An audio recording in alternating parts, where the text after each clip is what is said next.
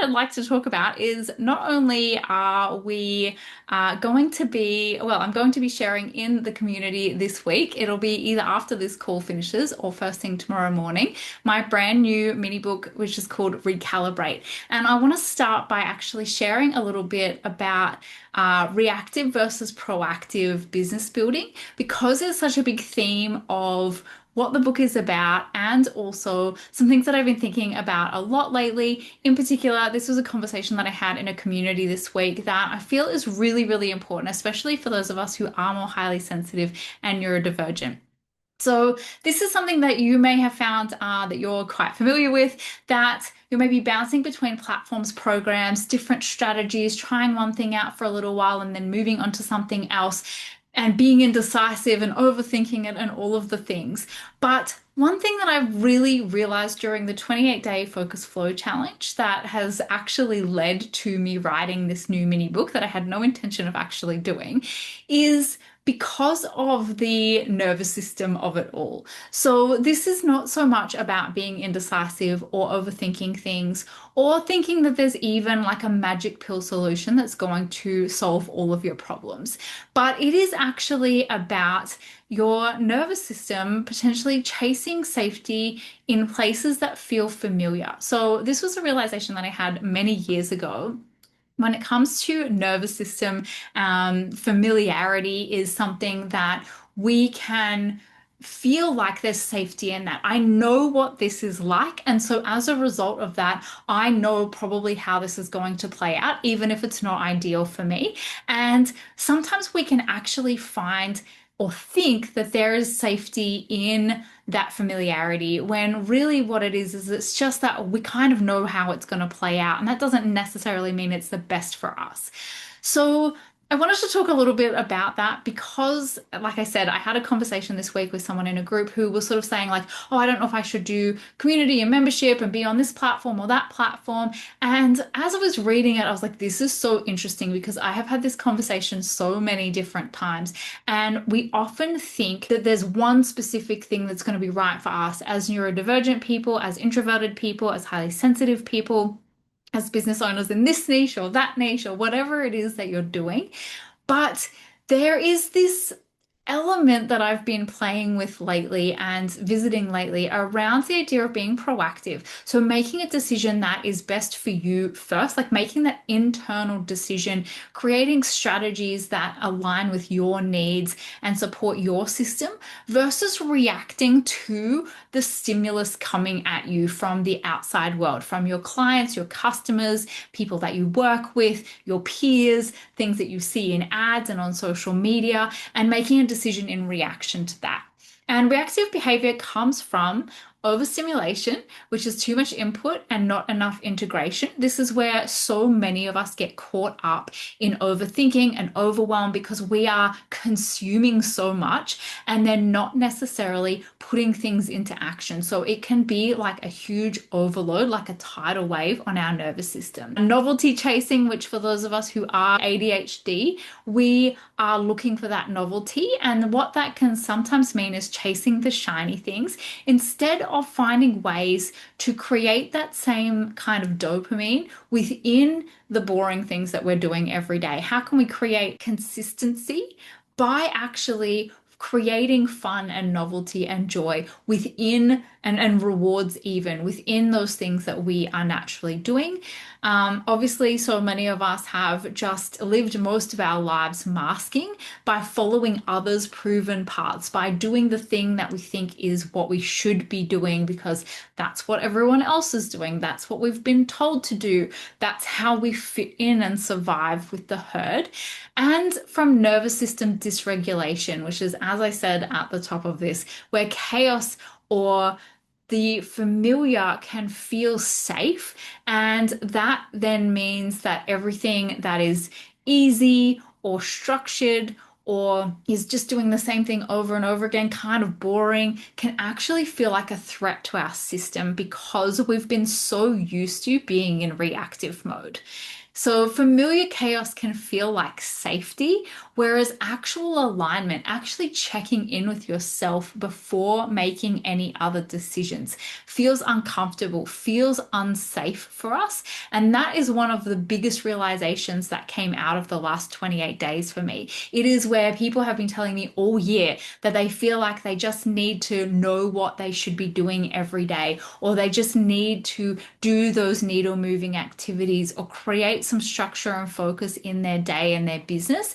And then when given the opportunity to do so, it's quite uncomfortable and confronting if we don't have the nervous system foundation to be able to kind of deconstruct that and go, is it possible that this being easy or this being kind of a routine, a rhythm, a ritual is feeling unsafe because I'm used to being so out of control and kind of not having a plan and just reacting to everything that's coming up at me. And so, a few examples of this that I wanted to give you, just in case you're like, what exactly do you mean by that? So, the one example was the conversation in the community that I had earlier in this week, where it was about trying to decide which platform is this right for me or not, and then almost an element of, oh, because I have ADHD, this isn't the right platform for me. And I tend to disagree with that ever since I had this realization once that I had people telling me when I was speaking on stage, like, oh, I'm way too introverted to speak on stage. And I remember it was so early in my business when I was just starting to explore these identities and beliefs that we can sometimes hold for ourselves, where I sort of thought, that's so interesting because I don't actually think that's about being an introvert. I don't think it's about being neurodivergent, that you can't do these things, but that is something that is really safe to kind of hide behind.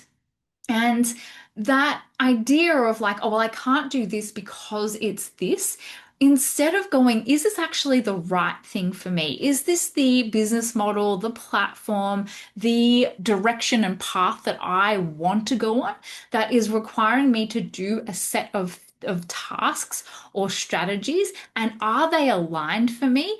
Instead of just kind of washing it with one big stroke of like a paintbrush, going like, oh, well, that's not for me because I'm this. Instead of going into a little bit more of the nuance, to really ask ourselves, like, what do I need? And this is exactly what dysregulation can look like. My system wants clarity, but my habits want chaos because that's where I've survived before. Or because I can say, oh, well, I can't do this because I'm this. It is a little bit of like, we'll see that there's just no way that that could be possible. I can't be consistent because I have ADHD. I've noticed that one popping up a bit, and I understand because I have used that myself as well. In fact, I have called myself an inconsistent person for as long as possible. And if I just bring up my 28 days, let me just share my screen here. You will be able to see that for the entire Focus Flow challenge, I was incredibly consistent. Even on the days where I was less consistent, I still showed up and filled out the document and did my check-in every single day. And it is proof for myself. And I'm showing this not to say, like, oh, I did better than you this month, but to actually show you that even I had a limiting belief around my own consistency. And I have found a system and created a system that works for me to help me create that consistency for myself, to help me to shift that belief that I had because of my neurodivergence, because of my past experience, because of maybe a belief that I've held about myself and the way that I show up in the world, that I have then been able to disprove by finding and creating a system for myself that actually works. So I really wanted to address that because I understand what it can be like. The way that we kind of set ourselves into this box because that's what we've been used to. That's what we've been told. Like, you go into this box and that means this, this, and this. And the whole motto and plan that I've had for my business, really ever since I started it, was like, I don't know about you, I've never actually properly fit into any kind of box. I never even used to call myself a coach or anything like that, even though that was my main qualification that I had when I started my business, because it felt like too much of a box that I just couldn't see myself fitting into. Some other examples of this that I've been thinking about lately and had, again, a number of conversations with people this year about is doing things like, every time we're moving into a place of, okay, I've been giving away a whole heap of amazing value for free. I've had these freebies that I've been doing. I've been creating this offer behind the scenes. And as soon as we're moving from free offers to paid offers, creating these roadblocks for ourselves and using that as a way to hide behind actually putting our work out into the world in a real way that is requiring payment on the other side. There is a sense of the nervous system element of it, the visibility and rejection sensitivity of, if I put this out and ask people to pay me, I have to deliver so much more than I have been in a free sense. And that feels uncomfortable. I don't know how I feel about that. And so I'm going to just do another free thing. I'm just going to launch something else for free. And we want to think about that as well. And instead of feeling shame around it or ignoring it altogether, actually bringing awareness to like, why is this happening? Why is it that every time I go to put my offer out, there's a reason why I'm stopping myself? We've had this conversation a few times in the community, even in the last month. I'm creating these extra roadblocks. I've decided to launch a new freebie instead of bringing people to my paid offers. And again, reacting to our own discomfort and actually kind of getting in our way a little bit. This also comes from like having a million ideas and thinking like I have to launch them all at the same time and jumping from one thing to another, which then creates confusion and overwhelm. Again, that can sometimes actually feel like safety when really it's just that that's what we've become used to. And so what I'm actually inviting in here in the Cozy Business Common Room in particular is that this is requiring you to be a little bit uncomfortable. And I know, and this is something that I've had to reconcile with myself this year, that the cozy approach, the cozy business mindset and philosophy and methodology that I have been sharing and teaching and holding space for in here can feel like, oh, well, that means that I just feel really good all the time and I don't really have to do anything I don't want to, and that doesn't feel good. And the reality is that this is actually almost a little bit the opposite sometimes. That this is asking you to unmask, to be aware of some of those identities that you have maybe outgrown or that you need to outgrow in order to grow your business. To slow down when it's so easy to stay in doing busy hustle mode, and to sit with yourself, to actually ask and tune into, who am I paying attention to? How many voices do I have in my head that aren't actually getting me towards the direction that I want to go or the goal that I'm working towards? And I know, because I have seen that pattern all year. I've been talking to a lot of people in the DMs in school in particular who have come in and gone, oh my gosh, this is such a breath of fresh air. I feel so happy to be here. I feel so relieved to be here. And then kind of realize that there is a level of discomfort that comes with embracing the cozy business life. There is a lot of going against the grain, of examining our behaviors and our patterns that maybe have led us to burnout and to overthinking and to overwhelm, that we need to kind of take some responsibility for. And also a re-examining of ourselves in the world, where we have maybe chameleoned ourselves or adopted certain personality types or masks in order to fit into one of those boxes that the world loves to put us into and be seen in a certain way on social media or be part of a certain community in our business niche or whatever it is that we are showing up in our industry. And this is asking a little bit to like, actually go into yourself and make a decision that feels right for you instead of continuing to go along with what everybody else is saying or everybody else is doing or what you should be doing. And then, yeah, falling off the wagon and having those moments where you just feel like you're falling apart or you're burning out. And then kind of just getting back into it and continuing to push through. It's really, really uncomfortable to sit with all of that. And it's also not an overnight experience. It is something that comes with years of being real with yourself, being honest with yourself, checking in with yourself, taking care of yourself, and building that trust back up that you are going to be there for you no matter what the outside world is saying to you. And I know for a lot of us, that means actually being with things that have caused us pain in our lives and have, been effective parts of our childhood upbringings, for example, of the social pressures that we have had to experience and the not so great memories and things that we have lived through to get us to this point where I'm now inviting you to turn around and go, I need to now unravel all of that that has kept me safe for so long. But we get caught up in thinking it's the platform, the business model, the niche, the offer, the messaging, that you need step-by-step instructions in order to be able to figure it out, or you need to find the right strategy or the right person, and there's only one of those things. And the reality is that is not the case.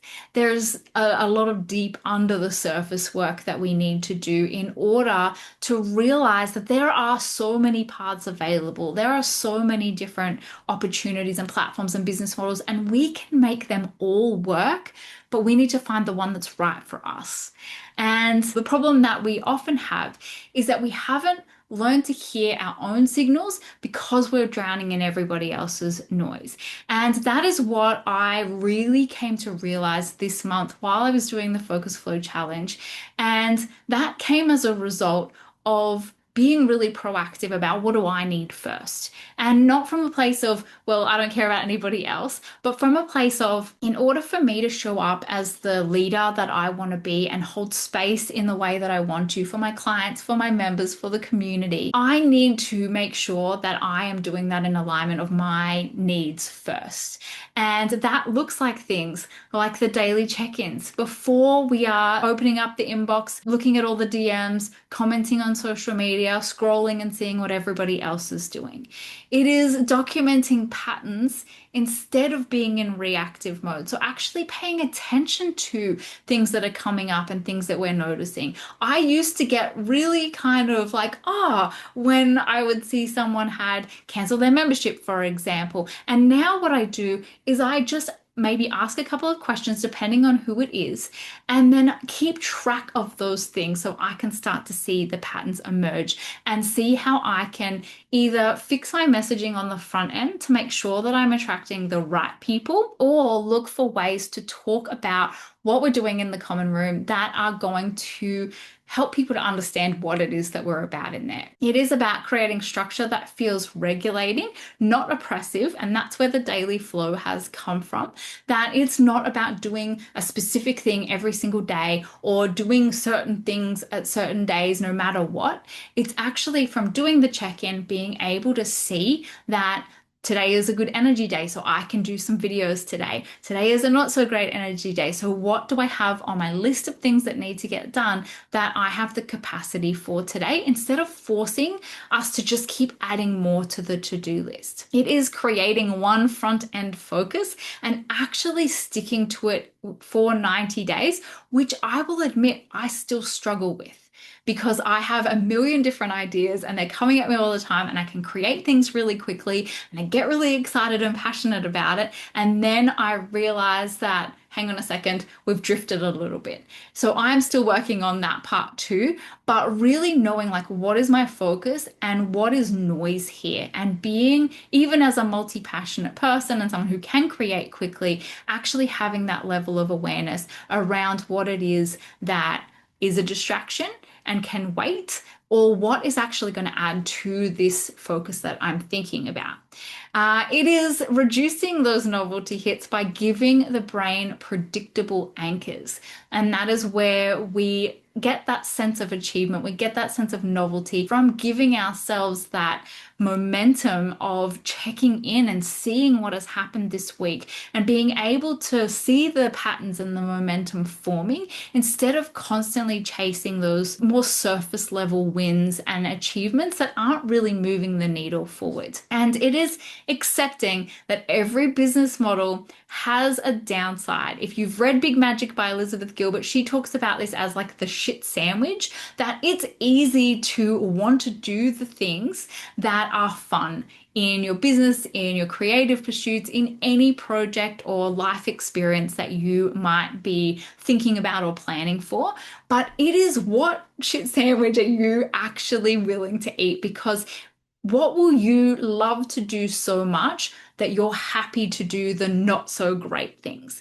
But if you don't want to do the not so great things, and that is more than your desire to do the great parts of whichever business model, whichever strategy, whichever platform, that is going to help you to see like, oh, I'm not willing to do the things that suck, that I don't like, that have to get done.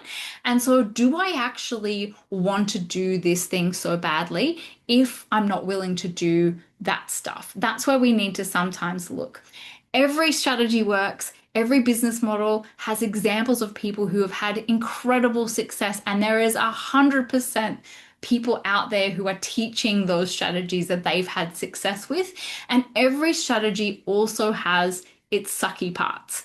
The goal isn't to find the perfect model, because it's not possible. There are always going to be pros and cons, ups and downs to anything that you might choose in your business. It's to find the model where you're willing to deal with the boring, uncomfortable bits, or the shit sandwich. Sorry, it's not a great analogy, but it really says it really tells the story. And just to finish up this part, this is something that I'm talking about a lot in Recalibrate, which is so much about boundaries. It's about the power of influence and who we're spending our time around, and that reactivity and kind of getting caught up in the energy of the noise external to ourselves. I wanted to leave you with a couple of little thoughts of how, if you're finding yourself feeling really burnt out, feeling really wound up, feeling really that frantic, frenetic energy, this is how you can even just start really simply to shift from that reactive mode to proactive mode. So before you open your phone, before you jump into your emails first thing in the morning, or before you even open an app on your phone that is you consuming and connecting with the outside world, actually asking yourself, what do I really need today? And in the common room we're doing in the Focus Flow Challenge, it is just simply asking on a scale of 1 to 5, where is my energy at today? So that we are checking in with us first, and then everything we do from that point forward is in alignment with what do I need and how do I feel today? Because if we keep going along trying to push, we're going to find it really difficult to actually sustain that long term, which is where I see so many people burning out and not really understanding why. The next thing is to name the pattern that you're in. And this is difficult to do. And like I said, there is a lot of discomfort in this sometimes, especially when we are in that fight or flight kind of mode, in survival mode. Are you novelty chasing? Are you getting caught up in perfectionism? Are you avoiding something? Are you outsourcing your authority, thinking that somebody else knows better than you? Are you looking for the perfect method? Are you constantly jumping around from one thing to another and hoping that that will be the quick fix that's going to change everything, instead of giving things long enough for you to really do the work and kind of create momentum with it, which, to be fair, 90 days is a good amount of time to give yourself to really implement something and start to collect some information and data around it. And naming this first, actually being aware of the behavior, even if you're not quite sure where that's coming from yet, can really help you to start to see those patterns patterns emerging, even if it's just like one little bit at a time, even if it's just, oh, hang on, I started doing this because of this, and you realize a week later, you will get quicker at noticing it and naming it. And then the third thing to do from there is to actually come back to your 90-day focus. This is my focus. This is what I'm doing. Everything else can wait right now, no matter what the outside world is telling me I should be doing. And what we are doing then is we are learning to build safety in our own nervous system in a proactive way that is not through the familiarity of the chaos and reacting to the outside world. For me, I didn't have this realization all of a sudden. It didn't just hit me, although I have to say, as I was responding in the community that I was in to this particular example, it kind of all started to become clear because I've been thinking about it a lot and writing about it. But by checking in every day for 28 days and then putting the lessons that I got from that into words, it really helped me to see where I've been outsourcing my own power, where I have been looking to others for the answers to things that I need to answer for myself. And it was a slow unveiling that only happened because I took a minute or two a day to actually check in before I let the outside world in. And by gathering that information over time, I was able to look back and connect the dots. And that has been transformative. So that is what I'm sharing in Recalibrate. I will be popping it into the community really soon. It's only 23 or 24 pages. It's a super easy read, but honestly, it has probably some of the biggest insights that I think I've had in my business I've included in this, but definitely this year. And it is really setting the tone for what is to come in the common room and also the direction that I'm kind of going with my focus and my energy as well. And I've created a little checklist as well. Actually, let me just show you that. So I will pop this in the group as well. If you're watching this on YouTube, just comment and I will send you the link for it also. So actually naming the trigger, and this is just to keep it really, really simple, because what we're doing is we're just slowly building up that awareness in a way that will hopefully help with your nervous system so it doesn't go straight to like, oh my gosh, I'm the worst. Because what we're doing is not guilting or shaming ourselves for these things that we have learnt in order to survive and fit in, but to actually just start having some more awareness so that we're operating from a place of that and becoming more proactive instead of being in reactive mode, which really does impact your mental health, your well-being, your nervous system as well.